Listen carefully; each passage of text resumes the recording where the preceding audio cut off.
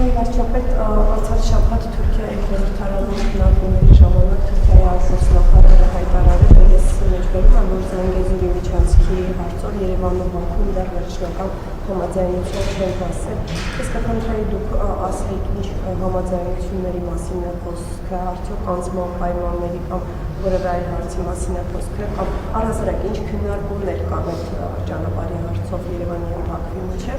եւ դուք ինչ առաջ խոսեցիք Կրկին Մայլաթորից, ես ուզում եմ մի հարց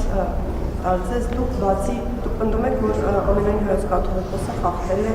բուսակրոնության ուխտը եւ պետք է հեռանա, եթե սխալ չեմ հիշում,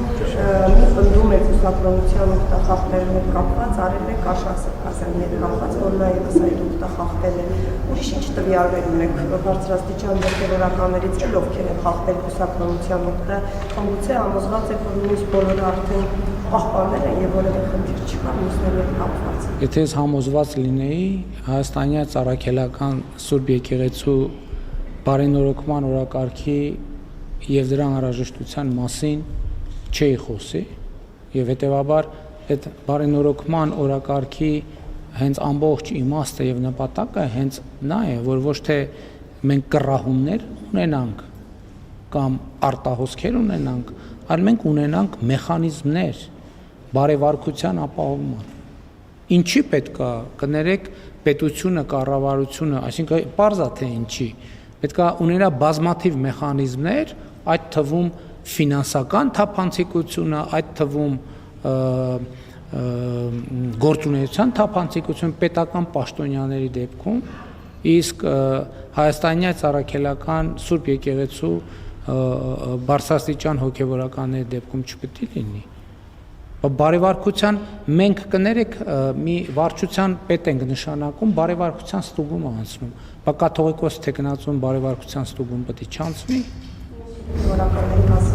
Ես ընդհանրապես խոսում եմ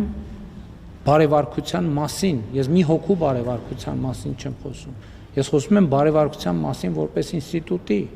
որը այսօր Հայաստանի Ծառաքելական Սուրբ Եկեղեցում ցավոք ներդրված չէ, եւ բարենորոգման առանցքային նպատակներից եւ օրակարգերից մեկը դա պետք է լինի, որպեսզի մենք ոչ թե կռահումներ ունենանք, այլ ունենանք որոշակի մեխանիզմներ, որպեսզի այդ խնդիրը ինստիտուցիոնալ ձևով լուծվի։ Ինչ վերաբերվում է ձեր առաջին հարցին, ես սխալ եմ հիշում, նախորդ բրիֆինգին դուք այդ նույն հարցը չտվեցիք։ Շատ լավ։ Իմ պատասխանները նույնն են ամեն դեպքում այդ հարցին։ Ինչ կա, դուք գիտեք։ Ինչ որ դուք չգիտեք, չկա։